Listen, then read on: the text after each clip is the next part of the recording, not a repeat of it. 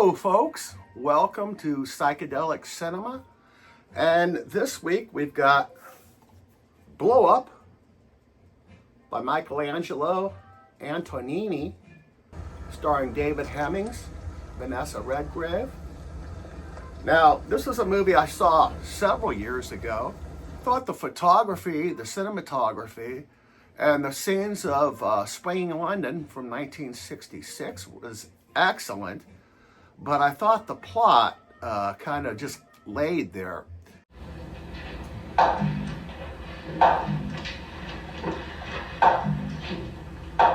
Who the hell were you with last night? Reg? So I decided to watch it again, and so I got the Criterion version of it, and I really liked the second viewing better, and it looked great. This is London, 1966, and just looks fantastic. Great photography. David Hemmings, I never really saw him in any other movies besides this. I know he was also a musician, and he did the narration to Rick Wakeman's Journey to the Center of the Earth. That's how I knew David Hemmings. He also had a couple of, at least one folk album that he put out in the late 60s. Let him ring it right away, then nobody else will get it.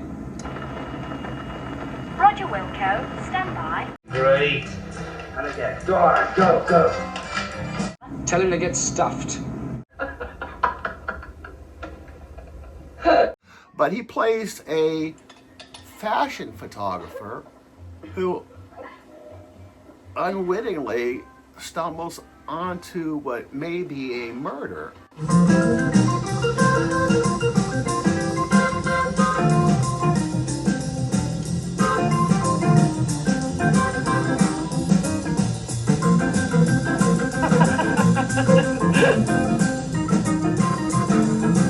Now, that's the one issue I kind of had with this movie.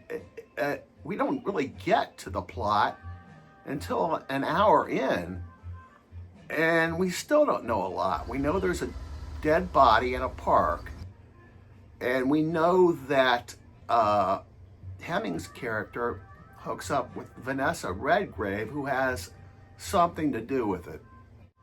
And of course, we've got the wonderful scene where Hemming, looking for Redgrave, goes into a bar where none other than the Yardbirds are playing. It's the scene you've probably all maybe seen on YouTube. Jeff Beck ends up smashing his guitar up and throws the neck into the crowd.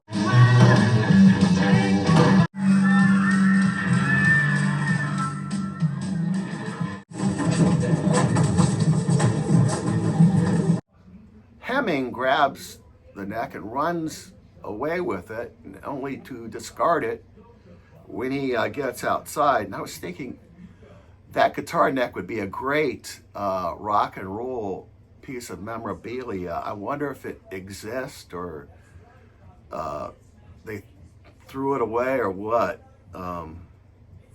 But yeah, this is definitely worth checking out, and it's great on Criterion.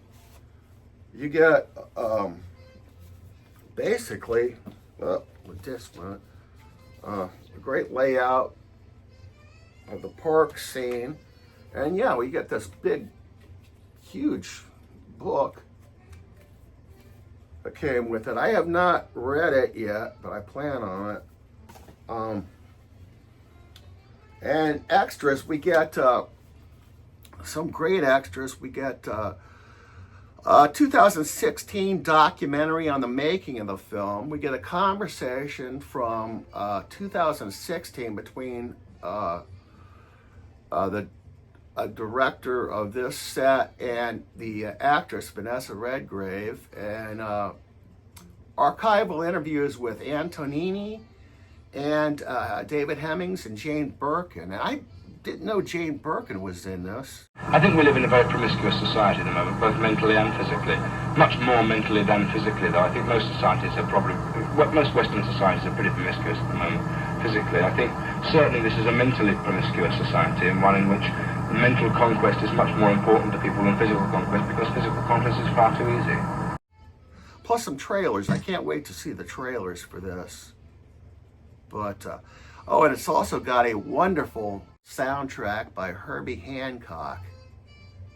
I don't know if you can hear it in the background, but it's that's something else I'd like to pursue. The soundtrack to this movie, which is also great. Yeah, Blow Up. If you didn't like it the first time, maybe give it another chance. I did, and I'm a better man for it.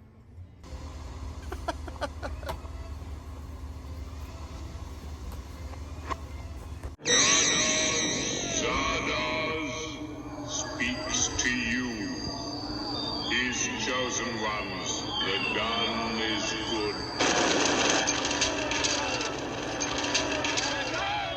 Go forth and kill. This week I finally got around to watching Zardos, the 1974 movie starring Sean Connery, directed by John Boorman. And it is every bit as terrible as I've heard it was. John Boorman, who 2 years previously directed the wonderful Deliverance, starring Burt Reynolds. Now, this movie was actually originally supposed to star Burt Reynolds and Charlotte Rampling, but Burt Reynolds got hurt or something, and Sean Connery wanted to shake his Bond persona, so he got on board with it. It's fairly terrible. It's for tripping hippies. Sean Connery is part of a group of barbarians called the Brutals that go around raping and pillaging, and they worship this unusual floating head that floats through space and vomits rifles. I'm not making this up. And Connery's character finds a way to stow aboard this floating head, and he ends up getting captured by another faction, and they turn him into a maid, basically. And they study him to find out what makes him such a beast, and it doesn't get any better from there. The movie is for tripping hippies.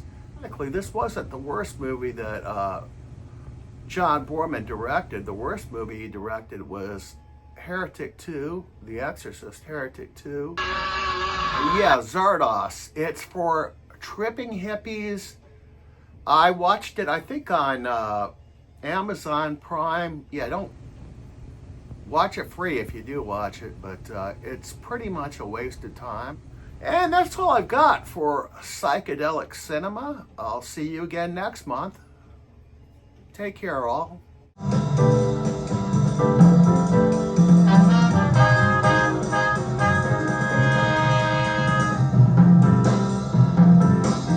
I'll tell you where I went later, Sam. Get still. In Antonioni's film Blow Up, he has become identifiable as a modern-day James Dean, a comparison about which he himself has no regrets. I think it's a very flattering statement, since I think he's a fantastic actor.